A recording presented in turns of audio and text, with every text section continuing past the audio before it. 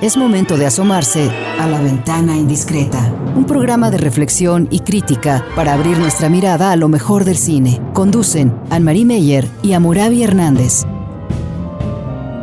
La Ventana Indiscreta. Iniciamos.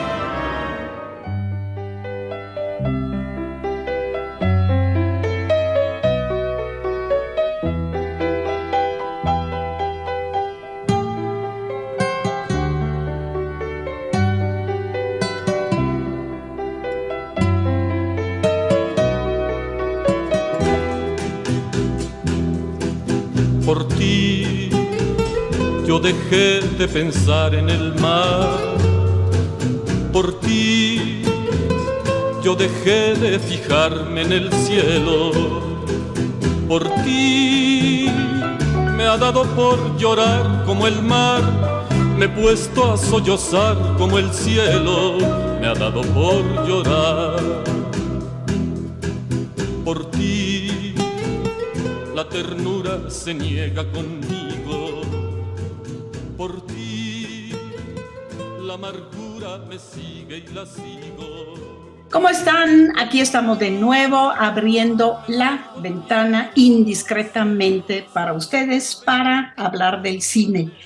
¿Cómo están ustedes? ¿Cómo estamos nosotros? Hammurabi, tú por tu lado también tuviste una semana cargada con temas de cine, ¿no? Como yo. Hola, Marico, hola a todos los que nos escuchan. Ha sido una semana pesada, muchas noticias, muy intensas además, en el mundo de la cultura y de los libros y del cine. Pero pues nosotros vamos a hablar de dos películas mexicanas que nos emociona mucho que ya estén cerca de estrenarse en Netflix y eso pues es un llamado como a pensar, seguir pensando el cine mexicano y para qué sirve y por qué nos interesa y es importante defender el cine mexicano también.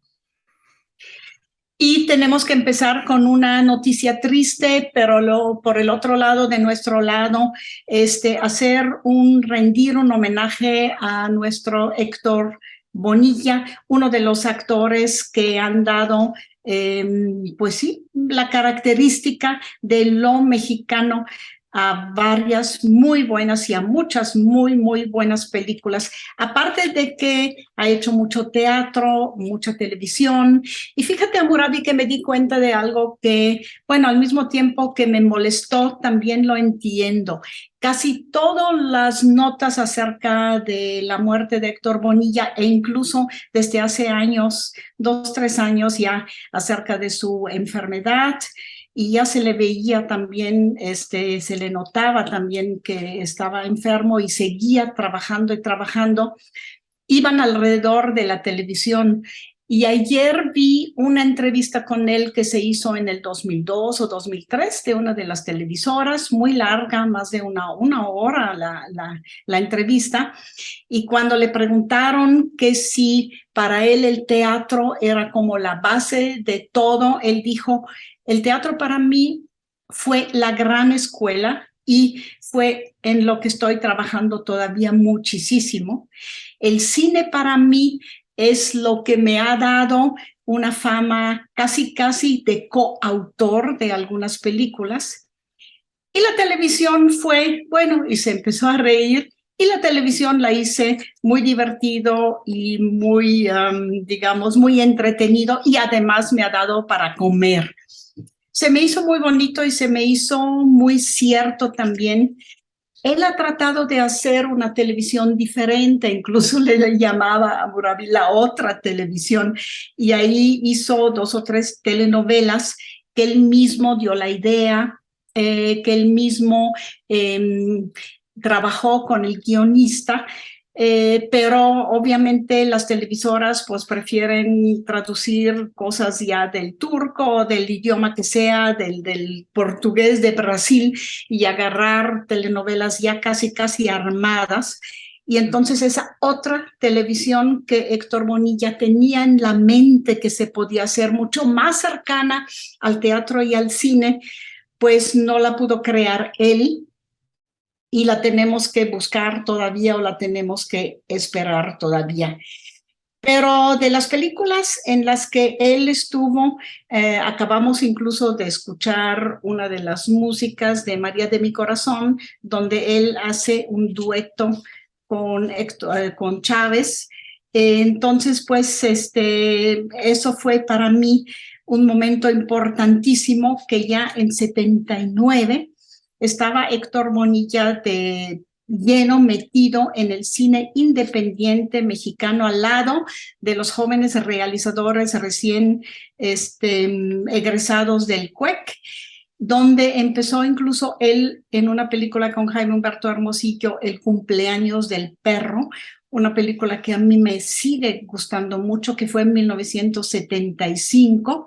Y ayer también en la entrevista nos contó y se rió que era el primer desnudo que Jaime Humberto Hermosillo le hizo hacer frente a la cámara, y que después obviamente en el montaje ya se redujo, porque en aquel entonces no se podía hacer un desnudo masculino como los que hoy en día ya vemos, ¿no? También.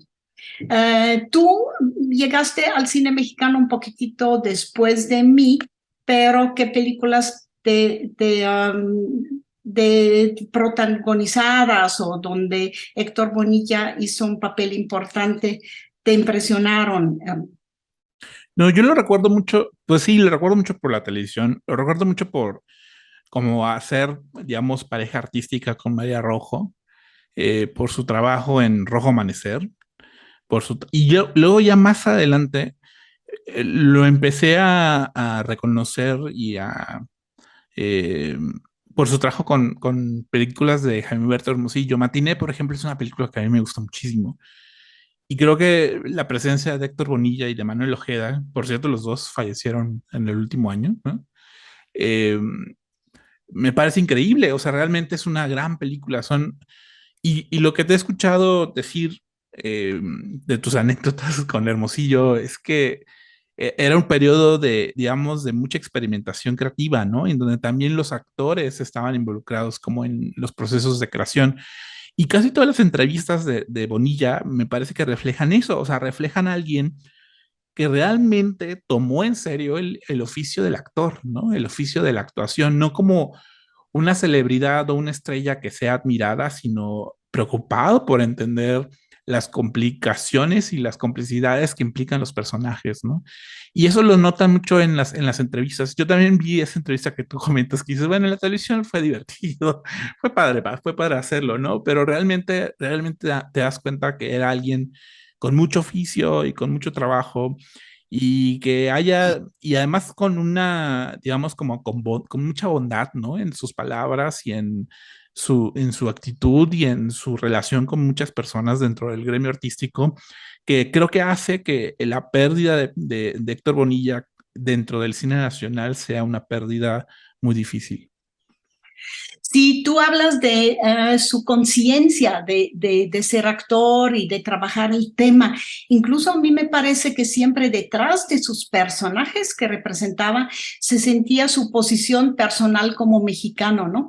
Crítico con su entorno, crítico con la sociedad, muy crítico contra Estados Unidos, lo vimos en la entrevista que le hicieron, pero también crítico con sus mismos personajes. Es interesante en Matiné, justo en Matiné, donde su personaje, que hace al mismo tiempo casi juega como actor con el personaje mismo. Yo no sé si tú lo veas así, pero ahí en el centro de la Ciudad de México, donde está la catedral, está el Palacio de Gobierno, donde está todo en ruinas, cuando aparece él, y ese es un momento muy trágico en la película, sí hay ese ser humano detrás del actor que tú notas.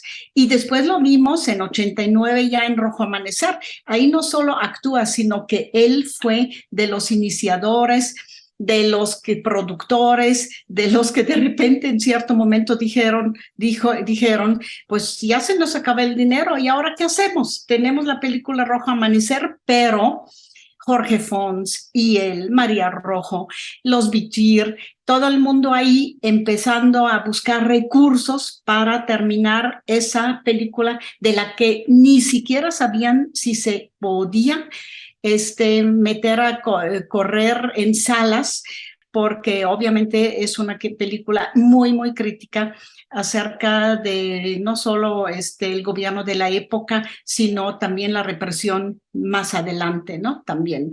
No sé si tú así también lo sentiste, pero para mí siempre tuvo esa presencia, lo mismo que Oscar Chávez, por ejemplo, con lo que hacían, también eran ellos, ¿no? Así eran ellos. Sí, y bueno, es un poco como la pérdida de la generación de los años 70, ¿no? Ahí van, ahí se van perdiendo, entonces se suma Héctor Bonilla, la noticia pues la informó su hijo, que también pues tiene mucha presencia en el trabajo actoral y creo que su nieto también tiene presencia, va iniciando como actor, etcétera, entonces realmente pues ya es una familia de actores y vamos a seguir eh, escuchando de los Bonillas en el, digamos, en el cine y en el teatro y pues en la televisión en México. Sí, también otra noticia que escuchamos en esa semana, bueno, más en los últimos días, fue alrededor de que se pospusieron los premios Ariel en ese año, no hay convocatoria todavía. Y ahí se armó también la gran pregunta alrededor de, ¿se necesitan esos premios? ¿El cine mexicano tiene incluso la calidad? Imagínate, de tener premios, de estar premiando.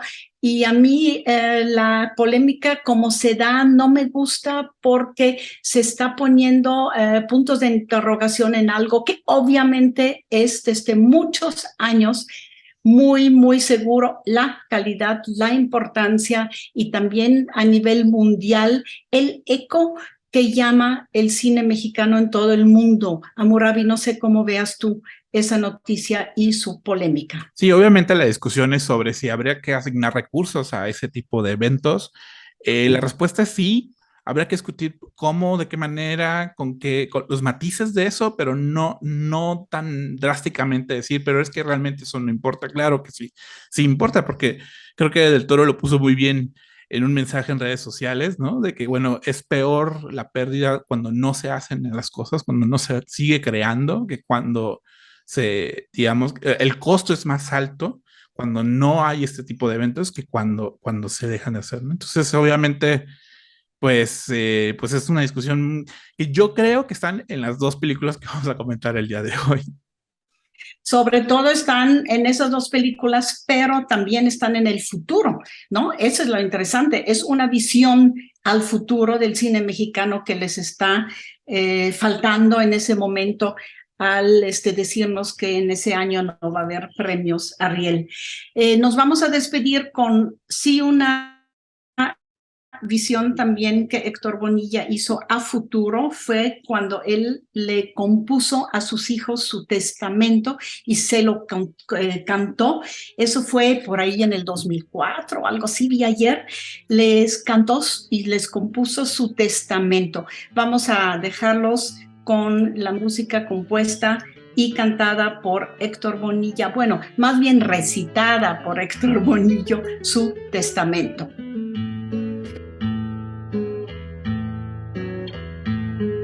Pues bien, mis hijos tres, hago un recuento de todo lo vivido y lo pasado, de lo sufrido, de lo disfrutado. Rico que he sido, el más acaudalado, por el caudal de amor que he recibido, a cambio del amor que les he dado. Y bien, mis hijos tres, es el momento, me abruman tantas cosas. Seguimos hablando de cine en La Ventana Indiscreta. Es momento de asomarse a La Ventana Indiscreta.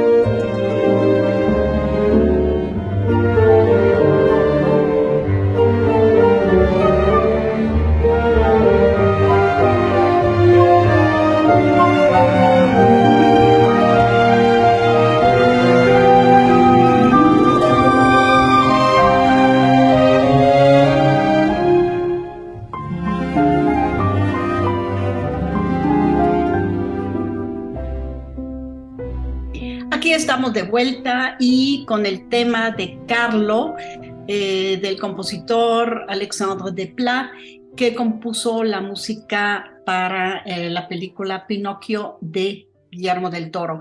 Me van a disculpar si le sigo diciendo Pinocchio, porque pues Pinocchio me acompañó toda la vida, mientras que la palabra y el nombre de Pinocho es más bien un poquitito extranjero para mí, y creo que también así le puso, ¿no? Le puso Pinocchio, incluso en inglés también Guillermo del Toro a su película. Me gusta decir su película, aunque Hammurabi tiene un co-guionista, Patrick McCall, y tiene un co-director, Mark Gustafson.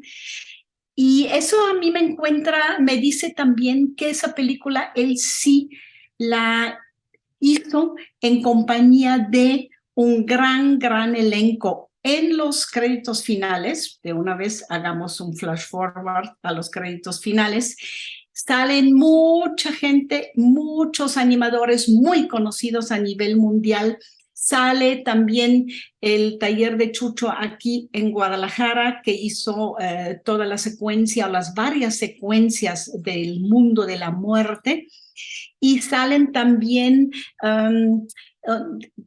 por ejemplo, los dobladores de las voces en inglés, que vemos muchos nombres muy conocidos. Hace una semana Carla ya nos dijo de algunos de ellos.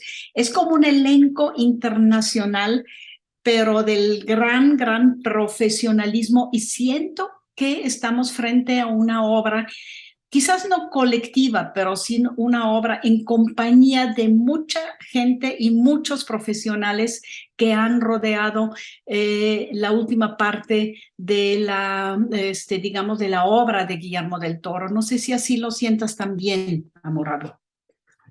Sí, es como una obra, además de muchos años, ¿no? Él mismo del Toro dijo que tenía 15 años preparándola, desde la concepción del guión, desde la idea, a finalmente la producción que se hizo durante la pandemia y ahora ya el estreno. Una película que hace una adaptación del cuento de Carlo Collodi, ¿no? De Pinocchio, que mucha gente ubica a la película de Disney. Yo vuelvo a decir el argumento, creo que lo que más espero de esta película es que quite en las mentes de muchas personas la versión de Disney, ¿no? Que esta se vuelva la película de Pinocchio que haya que ver, porque finalmente lo que hace es como darle una nueva versión, una nueva lectura al personaje de un niño, o bueno, más bien de un títere de madera que cobra vida y que anhela ser un niño de verdad, y que de alguna manera se enfrenta a la violencia y al patriarcado en este caso, un entorno, digamos, de la Italia, de la Italia fascista, ¿no? De entreguerras, ¿no?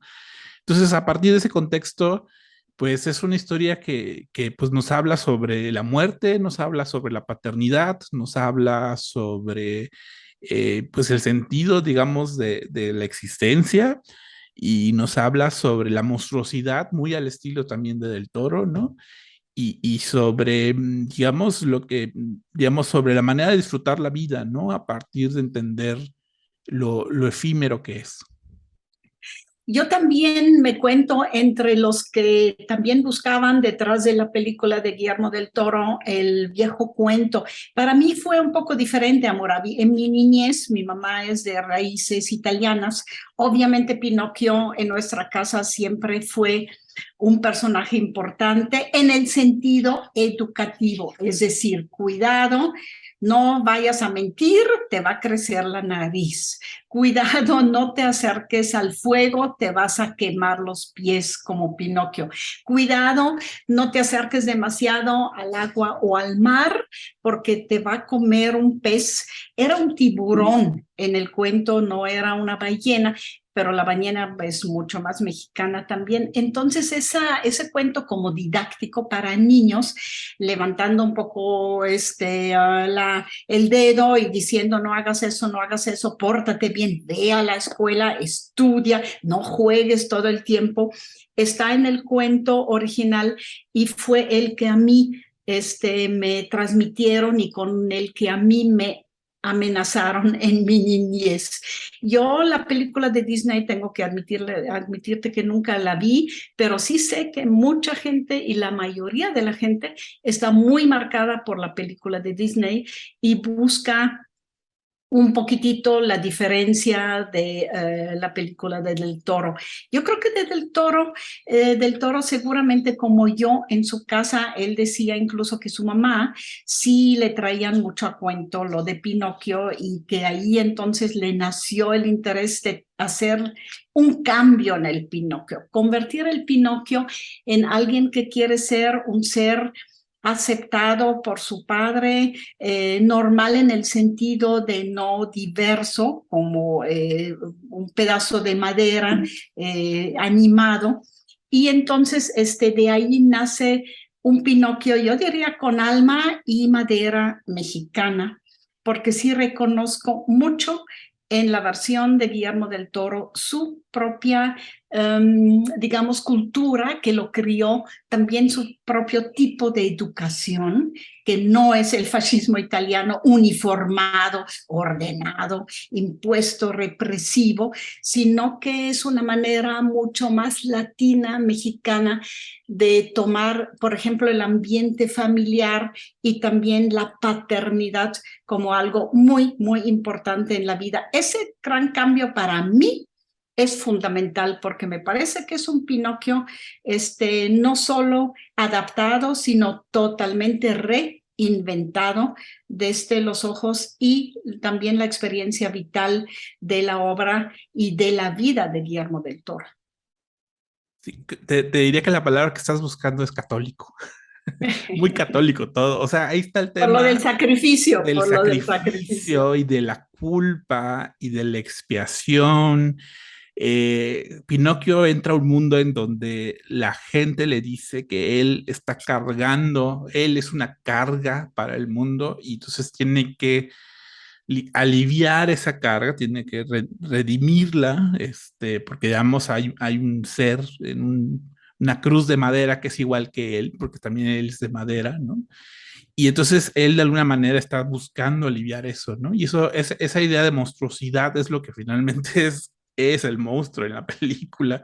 Eh, y lo que vemos es un Pinocchio también muy rebelde, ¿no? O sea, justamente tú decías, bueno, es que la novela o el cuento está buscando enseñarle a los niños cómo a comportarse dentro de esa sociedad. Y aquí lo que vemos del Pinocchio es que es alguien rebelde, es alguien libre, es alguien infantil en el sentido de que está desatado de las convenciones culturales y digamos de comportamiento de cómo debe ser un niño en una sociedad y además una sociedad como el fascismo. Y cómo choca con eso, ¿no? Digamos, lo que lo salva justamente es su rebeldía y su desobediencia, ¿no? Y ese tema de la desobediencia está muy fuerte en la película. Y creo que me hace pensar en no nada más el personaje de Pinocchio, sino la desobediencia, por ejemplo, de los creadores, de los que crean, ¿no? Está muy ligado también todo el tema de Frankenstein, ¿no? O sea, de hecho, cuando crea Geppetto al personaje de Pinocchio, parece película de horror, ¿no? En donde le empieza a clavar los clavos en la madera del niño, del títere, ¿no? O sea, como si estuviera creando un Frankenstein. Y esa creación es una especie de blasfemia, ¿no? Para quienes están ahí en esa sociedad. Y él dice, no, ahí esto es algo bello, esto es algo que nos va a cambiar, esto es algo que nos va a aliviar, es algo que además responde al duelo que siente el personaje de Geppetto por la muerte de su hijo. Y entonces eso hace que lo que uno crea, los monstruos que uno crea, que me parece que habla mucho también del propio del Toro y su propio ímpetu creativo, es finalmente lo que nos va a salvar, ¿no? Hablas del catolicismo, que sí es cierto que en el fondo debería de estar también en el cuento italiano, lo del grito, interesante, muy al principio del cuento italiano, la primera vez que es un carpintero, no es Geppetto todavía, que después él le regala ese pedazo de madera a Geppetto, él se anima el pedazo de madera que debería de ser la pata de una silla y le grita no me pegues tanto, me estás pegando. Y dice el carpintero, ¿cómo que te estoy pegando? ¿Y tú para qué me hablas? Y busca no sé qué. Luego se da cuenta que la que se animó es la madera. Hammurabi, a mí también, yo creo que no es una técnica el stop motion y la animación para la película, sino que en el fondo la película es, para mí, una muestra de que la animación es animar los objetos, animar los sentimientos, animar aquí incluso a un niño diverso con lo único que tenemos en el cine y que es la animación stop motion. La animación stop motion es la que anima objetos muertos, materiales muertos, como es la madera, y darle vida, darle movimiento, darle carne propia, darle un destino a esos materiales, es finalmente lo que es la animación y la animación stop motion.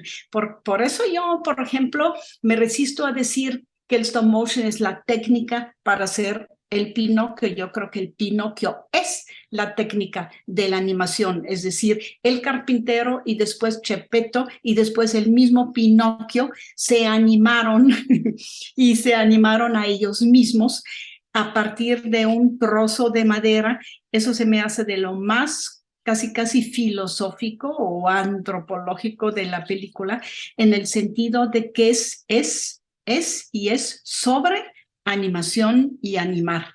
No sé si tú lo veas así también, pero yo ahí he llegado finalmente después de verla una sola vez, que la necesito ver otras veces. Y habrá que verlas varias veces. Carla Sí. Castañeda, que estuvo con nosotros en el programa pasado, decía que llegaba 4 veces viéndola y que necesitaba verla más porque los detalles eran... Había muchos detalles en la película que obviamente pues en una primera visión o segunda no son tan notorios, pero ella desde la producción lo entendía mejor, ¿no?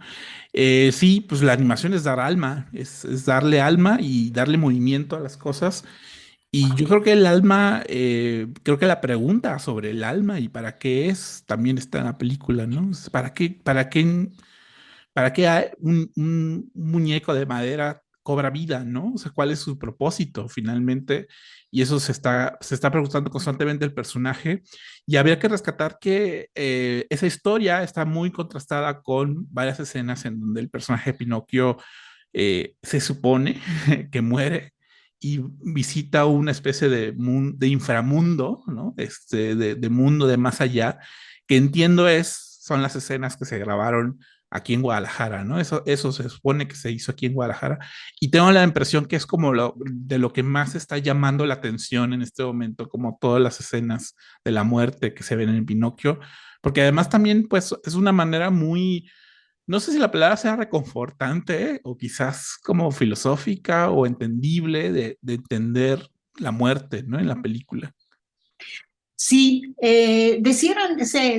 es normal decir que se grabaron aquí en Guadalajara, aunque aquí hay que decir, lo de grabar es una cosa, porque no se trata de grabar, sino de hacer, de realmente crear, porque aquí se tallaron los sarcófagos, aquí se les dio el color, la luz, aquí se movieron los muñecos. Por ejemplo, si ustedes ven la película, es increíble cómo los movimientos de los gestos, los movimientos de las manos, digamos, de las piernas también, de correr o de incluso moverse, es impresionante en esa película cómo se hizo. Es un trabajo artesanal y artesanía viene de arte. Obviamente tiene que ver con animar, con arte y con mucha artesanía también, trabajo de mano y trabajo de animación y trabajo de arte, digamos, de colores, de montaje, de todo eso. Es impresionante lo que vivimos.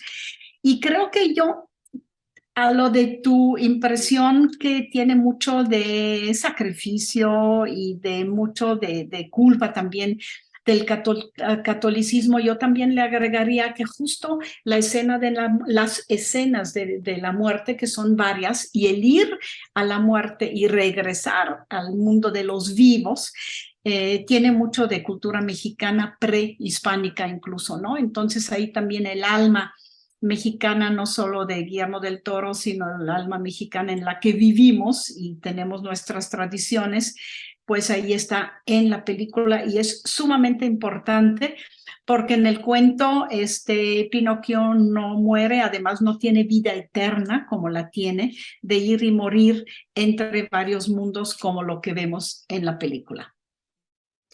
Y lo curioso es que en la idea original, digamos, el que sea de madera lo hace frágil, lo hace débil, pero acá esa fragilidad lo hace fuerte, lo hace un ser eterno, ¿no? Entonces eso a nivel existencial le da un revés, ¿no? A esa idea del cuento de que Pinocchio es un niño indefenso, ¿no? Esto aquí en este caso más bien eso lo convierte en alguien completamente poderoso, ¿no? Y que mueve a las personas también, ¿no? También nada más reiterar que pues es una película mucho sobre la figura paterna, hay como varios personajes que hablan sobre esta idea de paternidad violenta, ¿no? En contraste a una paternidad mucho más, que acepta más a sus hijos, ¿no? Y que los entiende mejor y que los puede querer y amar. Y eso creo que también habla mucho de la propia familia del Toro, ¿no? Quiero creer que tiene mucho implícito de cosas personales ahí, como en todas sus películas, ¿no? Pero creo que aquí lo lleva muy bien, ¿no? Y eso creo que es en donde está la parte emocionante de la película. Mucha gente ha dicho que llora al final de la película justamente por esa visión tan afectuosa de un padre, digamos, que finalmente acepta a su hijo, o más bien que acepta un títere de madera como si fuera su hijo. Un padre que acepta un monstruo. Un padre que acepta un hijo diverso, que todos los hijos y hijas, creo yo, somos diversas y obviamente nuestros padres no hubieran querido que fuéramos como somos, la mayoría, y al revés tampoco. Uno piensa, ¿de veras esos son mis padres? No, yo creo que en la cuna me llevaron a otra familia y mis padres no son mis padres reales. De eso trata también la película. Y sobre todo el amor, ¿no? El amor, porque Guillermo del Toro es un romántico 100% y un melodramático. El amor, el cariño con el que aceptas al otro, al diverso o a tu padre, es lo que finalmente te salva y te permite el sacrificio, que ese sí es también otro elemento muy, muy católico. Bueno, Hammurabi, yo creo que vamos a seguir hablando de nuestro Pinocchio, ya que ustedes también lo hayan visto y ustedes también para que participen con nosotros en el diálogo que creo que se despierta. Y yo quisiera que también aquí podamos ver los puppets y los entornos y los dibujos y las fotos que tienen expuestos en la Cineteca, así que ahí le va un deseo a nuestra Secretaría de Cultura o quizás también a nuestra Cineteca, que por favor nos traigan también esa exposición. Nos despedimos con Chao Papá, se la dedico a mi padre que amaba a Pinocchio y amaba a Italia y se casó con una italiana, así que aquí les va Chao Papá de Alexandre Desplat. Ciao Papa, mio Papa, time has come to say farewell. For how long will I go? Is it far? No one knows, no one can tell.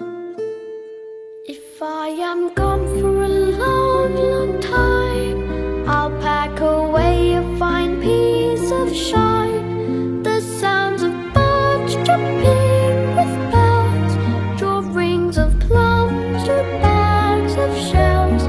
The smell of bread, a drop of wine, your memory, Father of mine. Farewell, my Papa. Ciao, Papa, mio Papa. Time has come to say farewell. La ventana indiscreta.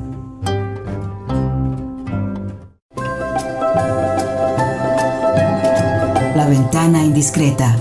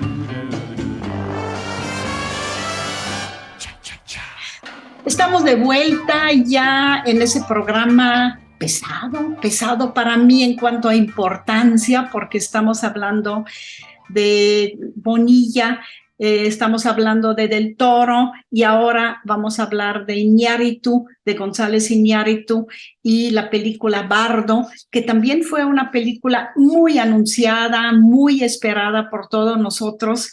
Y cuando la fui a ver, hasta nerviosa me sentía de poder verla y con mucha expectativa acerca de lo que sabíamos cuando estaba Iñárritu en la Ciudad de México, que tuvieron que cerrar ahí todo el primer cuadro de la ciudad y veíamos algún que otro así como abriendo un poquitito la ventana a la película, pero realmente yo no me podía imaginar qué había hecho Iñárritu para que llamara tanto la atención, no solo que regresara a filmar a México, sino el tipo de película que estaba haciendo aquí en México.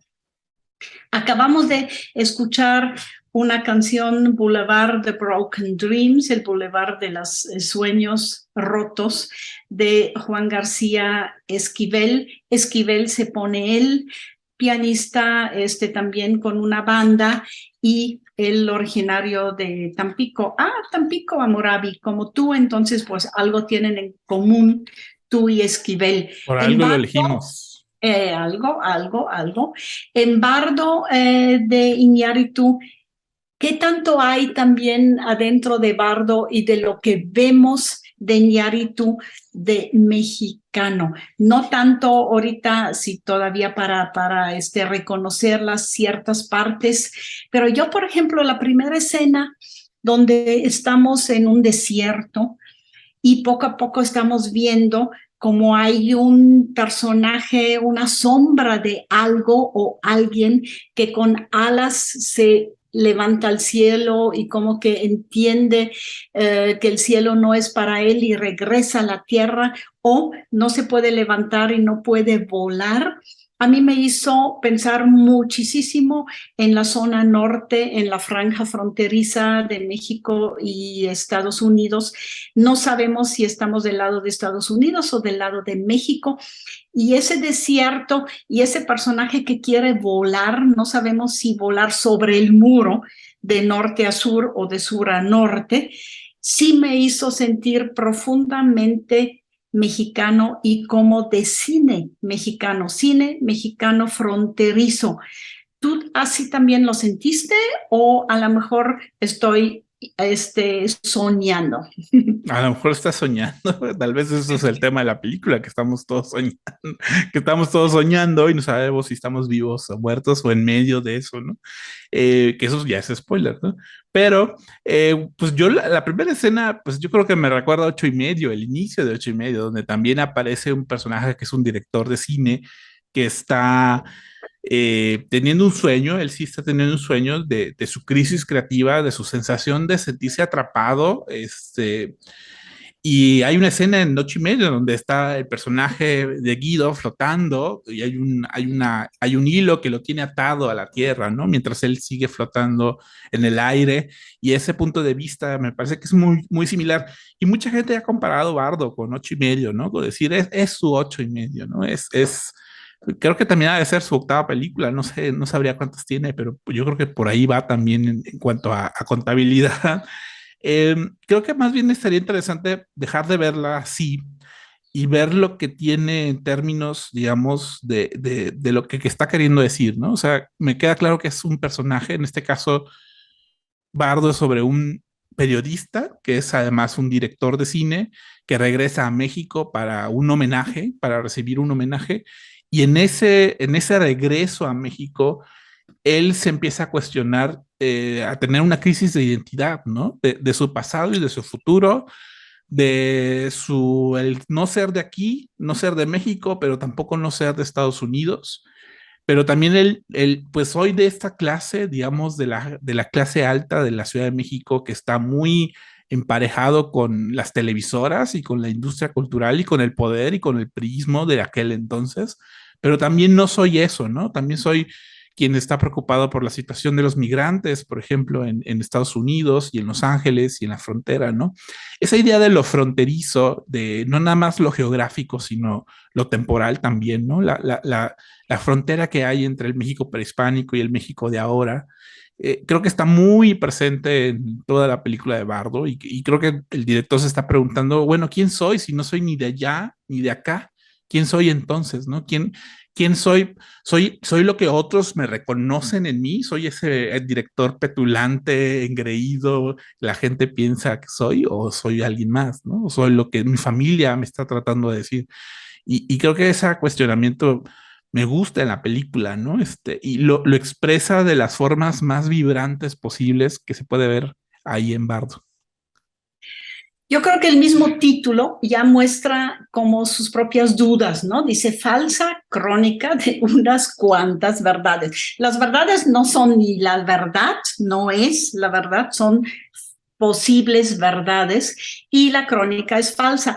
El personaje protagonista de la película es un documentalista, periodista, pero incluso él insiste mucho que es un falso documental. Ha hecho un documental, pero ha hecho un falso documental. Es decir, será lo que yo veo de la realidad, serán las películas que yo hago, tendrán que ver con la realidad de algo que yo vivo o que yo siento o que sentí y viví como niño y como adolescente, o todo será nada más el tratamiento discursivo de mi propia vida, ¿no? Habla mucho de la memoria, creo yo, y habla mucho también de las dudas que tiene. Yo lo veo las dudas también como en límites, Hammurabi, por ejemplo. El límite de un padre frente a sus hijos, el hijo que ya no quiere hablar español porque dice, yo nací y aprendí inglés, yo soy estadounidense, yo quiero hablar mi inglés. En un momento los dos se encuentran y sí hablan en español. La hija lo mismo, está como al límite.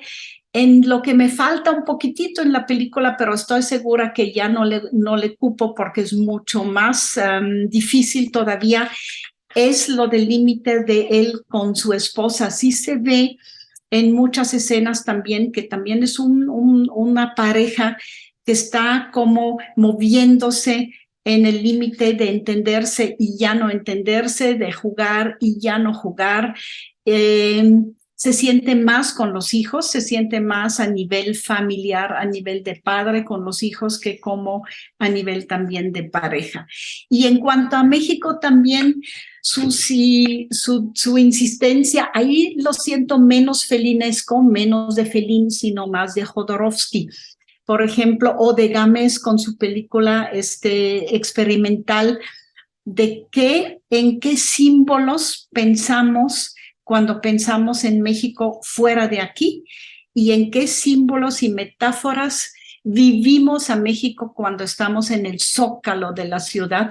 Ahí, cuando él tiene su extraño diálogo con Cortés sobre una pirámide, por ejemplo, de cadáveres, es interesante lo que platican, pero es más interesante como símbolo donde estén y cómo estén los dos. El nivel familiar íntimo como hombre ya de cierta edad y el nivel como histórico, antropológico de un criollo, como él se llama también, en Estados Unidos y en México. Lo veo en esos dos límites también muy inseguros, quizás muy falsas y con unas cuantas verdades que otras ni siquiera cupieron en la película, estoy segura. Quizás hay muchas falsedades, ¿no? Efectivamente, e incluso podemos asumir quizás su dilema también sea falso, pero el tema es como, bueno, ¿qué nos evocan finalmente a nosotros, ¿no? ¿Cuál es la verdad que evoca a partir de decir esas cuestiones falsas? A mí me gusta todo su tratamiento estético. No sé si tú estuviste o tú fuiste a la de Arena y Carne, la exposición de no la realidad conozco. virtual que hizo Sí, anteriormente. No, yo no, pero quería preguntarte si sí, tú lo no. ves. Pero hay momentos donde se siente como si fuera una experiencia de realidad virtual, ¿no? En el sentido de Sí. la cámara que se está moviendo alrededor como en 360 grados, ¿no? Y donde los espacios son impresionantes cuando entra el Zócalo en esta tonalidad como muy grisácea, ¿no? Y la cámara está girando y girando y girando y te ves en medio de ese espacio tan enorme, ¿no?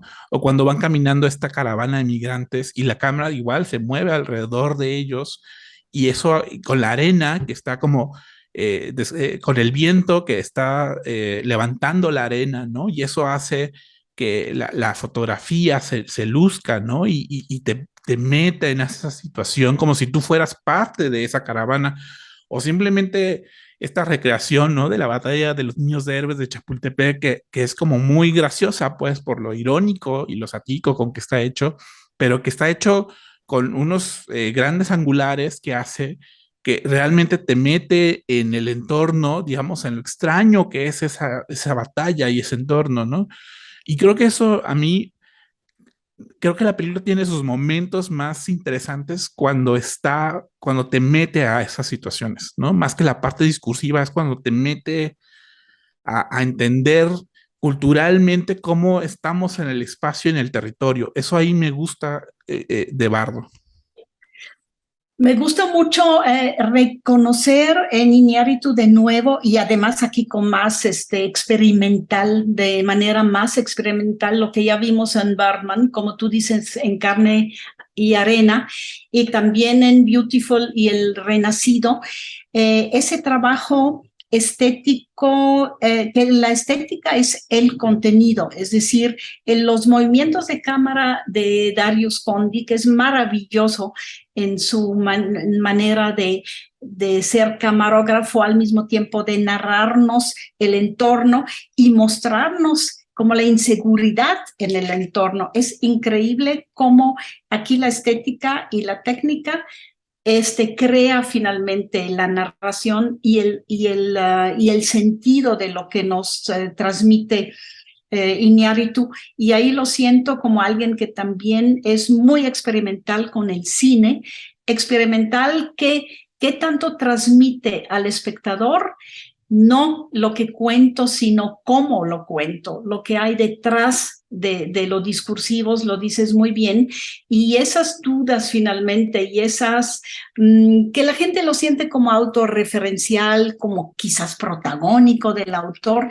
yo así no lo siento, yo siento que nos comparte una manera de hacer cine para decirnos y pensar con el cine nuestra propia realidad y nuestra propia manera de estar en México. En mi caso es muy claro, soy extranjera aquí y al mismo tiempo que también trato de levantar el vuelo aquí y pisar el terreno de aquí, también estoy en otra dimensión que es toda mi niñez y mi socialización en otra parte del mundo, ¿no? También.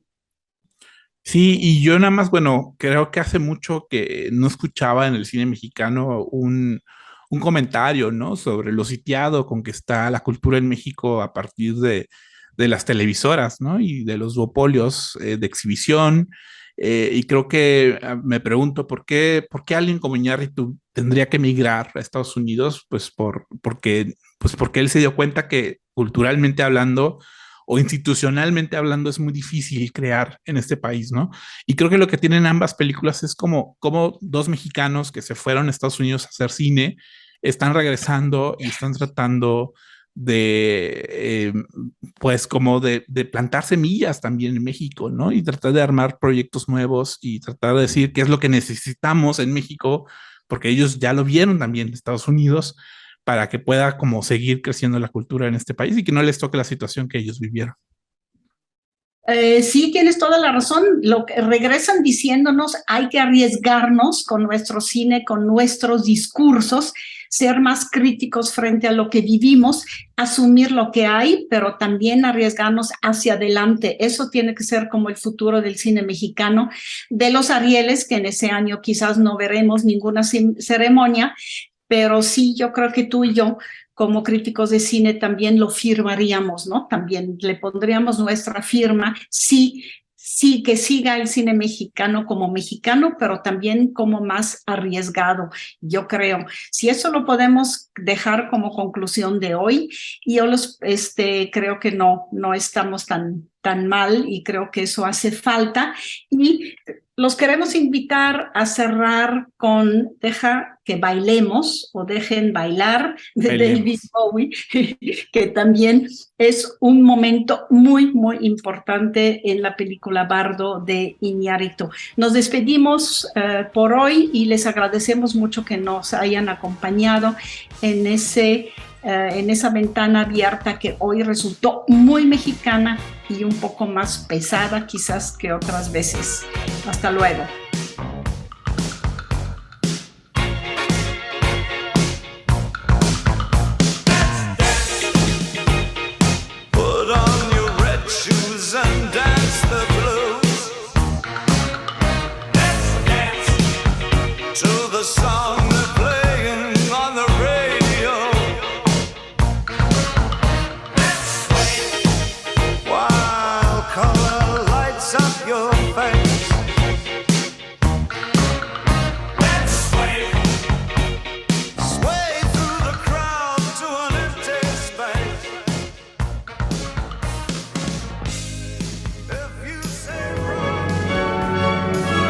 Por hoy, cerramos La Ventana Indiscreta. Nos escuchamos la próxima semana.